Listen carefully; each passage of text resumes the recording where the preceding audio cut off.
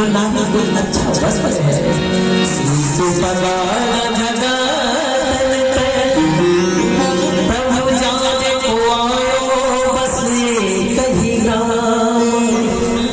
प्रभु कोई गांव का व्यक्ति मालूम पड़ता है, आपको जानने के लिए आया है, मिलने के लिए आया है। प्रभु जाने को आयो बस कहीं गाँव।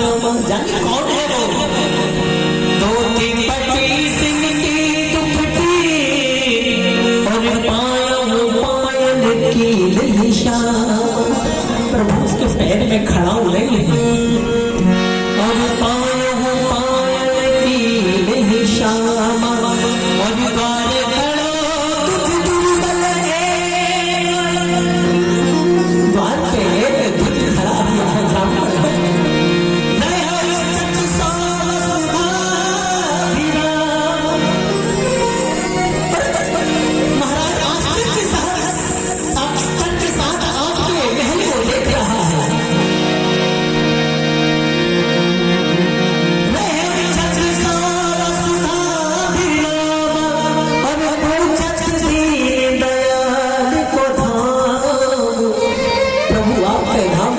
पूछ रहा है और बताओ भगवान सुनना चाहते हैं, जल्दी बताओ कौन है वो? बताओ आपके नाम नहीं बोल पाया। भगवान उठे आसन पर और सारे राजा महाराजा बैठे हुए हैं। भगवान पहले आज खड़ा हुए भगवान उठे और दौड़ लगाती मिलने के लिए मेरा सत्संग आया है, मेरा पुत्र आया है मुझसे सुनने के लिए। पैर तोड़े प्रभु मेरे तो जीवन तोड़े प्रभु मेरे तो प्राण तू लेकर के क्यों नहीं आए? मेरा प्राण है वो जा रहा है उससे लेकर के। राजाओं ने देखा आज तक भगवान किसी से मिलने के लिए ऐसे नहीं दौड़े। भगवान दौड़े, कहीं मुकुट गिरा, चले जा रहे हैं और वैसे ही दौड़े दौड़े बाहर गए। सुदामा ने विचार किया कि बहुत देर हो गई, लगता है कन्हैया कब नहीं आएगा। अरे अब क्या आएगा, अब तो राजा बन गया है। सुदामा ने विचार किया कब नहीं आएगा। सुदामा मुड़े और मुड़ करके जाने लगे। भगवान पहुंच गए, भगवान ने देख लिया ये जा बिना मिले। भगवान ने कहा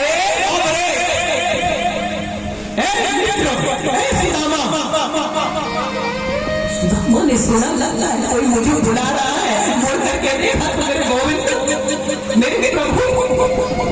भगवान ने सुदामा की दशा देखी, भगवान के नेत्रों से झरझर करके आंसू बहने लगे। सुदामा ने भगवान को देखा, सुदामा रोने लगा। प्रभु आपने मिलने में इतनी देर क्यों लगा दी? लेकिन सच कहा है भगवान किसी को भूलता नहीं। तू सच्चा मित्र है यार, तो मुझे भूला नहीं। दोनों एक दूसरे को देख करके आंसू बहा रहे हैं। भगवान सुदामा को देख करके रो रहे हैं, सुदामा भगवान को देख करके रो रहे हैं। तो भगवान को देख करके रो रहा है, भगवान भक्त को देख करके रो रहा है। भगवान का आना सुदामा लाठी टेकते हुए आया। कहीं तुमने मुझे पहचान लिया? कहीं एक चक्कर करिए तो मैंने सोचा कि तुम मुझे पहचाने लगे, क्योंकि बहुत दिन बीत गए ना। भगवान ने कहा ये बातें इंतजार कर रही है तुझे जकड़ने के लिए आ जाता। भगवान के पास गए, सुदामा को गले से लगा दिया, ऐसे दोनों मिलकर खूब रोए। आंसुओं से ही सारी बातें कर डाली। भगवान ने सुदामा को दिया, सारी राजा महाराजा खड़ी रहे कि क्या है, ये कौन है? रुक्मणी जी ने देखा वहां प्रभु आपकी लीला निराली है। राजा महाराजाओं ने देखा, बोले इतने बड़े बड़े हम लोग राजा महाराजा हैं अपने अपने राज्य के, कभी भगवान ने ऐसा स्वागत मेरा नहीं किया। ये कौन है? ये कौन है? अति जनसा ये गरीब सा कौन है जिसके सिर पर कोई पगड़ी नहीं है? इसके वस्त्र देखो ये धोती देखो कई जगह से फटी हुई है, सिली हुई है। भगवान सुदामा को लेकर के आ रहे हैं। सुदामा जी जैसे ऐश्वर्य शक्ति को देखा, चारों तरफ नजर घुमा करके देखा, बड़े बड़े राजा महाराजाओं के बीच में कन्हैया लेकर के मुझे जा रहा है। सुदामा ने विचार किया कि कहीं मेरे कन्हैया को कोई कुछ कहना नहीं। कन्हैया तू एक काम करना, तू चल, मैं आराम से आ जाऊंगा, पीछे के रास्ते से आ जाऊंगा। अरे ये लोग क्या कहेंगे कि तेरा मित्र इतना गरीब कौन है, इसको पकड़ लाया। भगवान ने कहा, अरे बाप रे, मेरे दरबार में किसी की इतनी हिम्मत नहीं कि कोई मुझसे कुछ कह दे। तू मेरा यार है, ये तो सब स्वार्थी राजा है, हमसे सहायता मांगने के लिए आए। तू मेरा यार है, चल। भगवान को ले गए, भगवान सुदामा को ले जाकर के एक उच्च सिंहासन पर बिठा दिया, जिस पर भगवान बैठ गए। भगवान ने सिंहासन पर बिठा दिया। सुदामा जी बैठ नहीं रहे हैं, संकोच कर रहे हैं। लेकिन तू बैठता है, तू बैठ, मैं दूसरे आसन से बैठ जाऊंगा, ये तेरी गद्दी है। भगवान ने कहा, जो भक्त मेरी सच्ची भक्ति से आराधना करता है, मैं उसे अपनी गद्दी भी प्रदान कर देता हूँ। हाँ बैठ। सुदामा को बैठाया और आज तक जो भी आता था, भगवान अपने दास दासियों को आदेश दिया करते थे। आज भगवान को पट्ट महसी रुक्मणी को बुला करके कहते, ये देवी जल का थाल लेकर के आओ, ब्राह्मण है, पैर पखार रहे हैं, कर जाओगी। रुक्मणी गई दौड़ करके जल लेने के लिए। तो भगवान ने क्या किया पता है, आसन पर सुदामा को बिठाया और भगवान सुदामा के चरणों में बैठ गए। सुदामा पकड़ के कहने लगे, उन्हें कहेगी कि क्या कर रहा है तू, बैठ ऊपर बैठ, ये क्या कहेंगे लोग। भगवान ने कहा, मुझे लोगों की चिंता नहीं है, मुझे तेरी चिंता है। भगवान ने कहा, क्यों नहीं, तेरे पास खड़ाऊ नहीं है। सुदामा ने कहा, खड़ाऊ नहीं है, क्यों? भगवान ने क्या किया, भगवान ने पैरों को उठा करके देखा, पैरों के नीचे चलवे पर हाथ घुमा करके देखा कि महाराज बहुत सारी संकट सुदामा के पैरों में गड़े हुए। भगवान के नेत्रों से जल की वर्षा हुई। रुक्मणी जल लेकर के नहीं आई।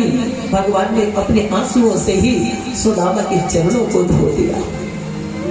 बड़ी सभा में भगवान अपने हाथों से सुदामा के पैरों में लगे हुए कांटे निकालने लगे कि महाराज यहाँ तक कि एक कांटा बहुत गहरा गड़ा हुआ था, भगवान से नहीं निकल रहा था, तो वह चराचरात्मा का महाराज अखंड ब्रह्मांड नायक सर्वेश्वर योगेश्वर, जिसकी महाराज आराधना वेद करते करते नेति नेति कह करके मौन हो जाते हैं, वह परमात्मा अपने मुख से, अपने दांतों से सुदामा के पैर में लगे हुए कांटे को निकालने लगता है। परीक्षित, कौन कहता है कि सुदामा गरीब है? अरे लक्ष्मीपति स्वयं जिसके चरणों में बैठा हो तो गरीब हो सकता है वाला। भगवान ने अपने नेत्रों से जल धो दिए, सुदामा के चरणों में कंटक लगे देखे, भगवान रोने लगे। ऐसे बेहाल बीमार सो पग कंटक जाने लगे, पुनि जो आए वहाँ दुख पाया सका, तुम आए तेना किते दिन खोए, और देख सुदामा की दीन दशा, करुणा करके करुणा विधि रोए, पानी परात का हाथ छुआ नहीं, नैनन के जल सो पग धोए, नैनन के जल सो पग धोए। रुक्मणी जल लेकर के आप आके उसके पहले भगवान ने अपने नेत्रों के जल से सुदामा के चरणों को पखार दिया। अब सुदामा जी से कहा, बोले अब एक काम करो, चलो अंदर। अब ये तो सब लोगों के बीच की बात हो गई, चलोगे? लेकिन सुनो, एक काम करो, पहले आशीर्वाद तो दे दो हमारी पत्नी को। अरे कन्हैया, तेने ब्याह कर ली? भगवान ने कहा, कन्हैया तेने मुंह को ना बुलाओ, भूल गए हो? भूल गए हो यार को? मैंने कितनी बार तो पट को भगवान ने कहा ठीक है, अब रहने दो। बोले भली भली सभा में तुम कैसी बात करोगे? सुदामा जी कहते बोले ठीक है, बुलाओ भाभी को। कहाँ है? तो जैसी रुक्मणी जी आई, रुक्मणी जी ने कहा महाराज जी प्रणाम, मैं प्रभु के प्रथम पट्ट में से रुक्मणी आपको प्रणाम करती हूँ। और महाराज अब तो महाराज आशीर्वाद की झड़ी लगा दे। सौभाग्यवती भव, पुत्रवती भव, कल्याणमस्तु, यशस्वी भव, चिरंजीवी भव, आशीर्वादों की झड़ी लगा दी। और महाराज जैसे ही रुक्मणी जी हटी, सोई जामवंती जी आ गई। बोले महाराज प्रणाम करती हूँ, मैं प्रभु की द्वितीय पत्नी आपको प्रणाम करती हूँ। वो कन्हैया भगवान खड़े, भगवान का क्या बात है, कान बना। जैसे भगवान ने कान किया, कह दिए बोले तारी कन्हैया तेने दो ब्याह कर लिए।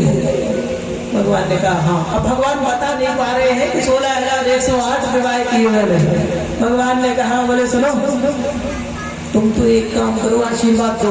तो जैसे दूसरी पत्नी आई, सौभाग्यवती भव, पुत्रवती भव, कल्याणमस्तु, चिरंजीवी भव, आयुष्मती भव।